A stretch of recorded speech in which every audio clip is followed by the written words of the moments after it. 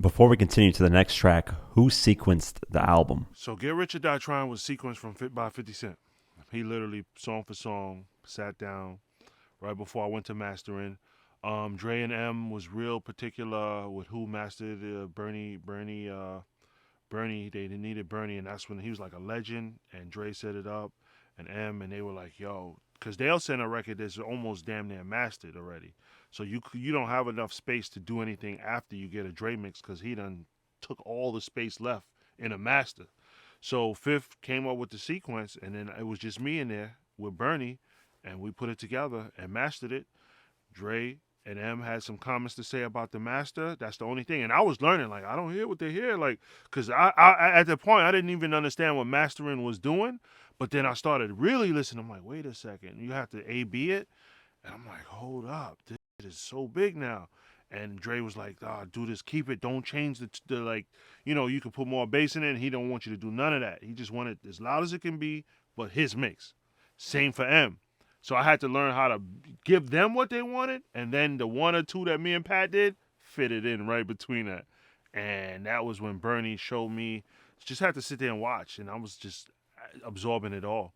And it was just me there, Tracy, shout out to Tracy from Shady Records, my boy Riggs, and we delivered. And but Fifth wrote out the whole sequence, and we just put it together and delivered it. Yeah, that sequencing is perfect. Oh yeah, oh yeah. No, he knew it. He knew where he wanted this. He knew where like my style. Like he had a whole vision and how he wanted it to go. That usually makes or breaks an album. It does. Yeah, It does. If it gets you off a groove, Mm-hmm. it's like you might not like the next record as much. Mm-hmm. Like if the groove isn't there. Yeah, and especially if you have to hit that fast forward button, it changes the. You don't want to have to hit that. You want to just drive or roll without having to touch anything. Yeah. All right, back to the tracks. Let's talk about High All the Time. High All the Time. Shout out to DJ Rad. Recorded prior to the deal. It's funny because I'm high all the time. Fifth don't even fucking smoke. So when he's saying it, it's like, oh, you rapping for us, bro. But all right. So he made a song knowing that everybody smoke fucking weed. You know what I mean? But he don't smoke weed, yo. So we just love this because it's like, yo, we chanting the melody like because that's what we live in it. But he knew how to make songs that was for people, even though he didn't have nothing to do with it, man. And that record is it. He was like, all the weed heads, all y'all motherfuckers. My house would be Smokey, Yayo, Smurf, everybody. We smoking this shit out, Banks. And he was like, high all the time. Y'all motherfuckers high all the time, man. Bro, we function motivated stoners, all right, bro? Motivated stoners, and we got it done. And that record was for all of us. And the whole world smokes.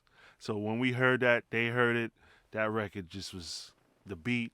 DJ Rab, me and M did some fine tip trailing on that, tightened it up. Finish. Shout out to Louis Resto as well, man.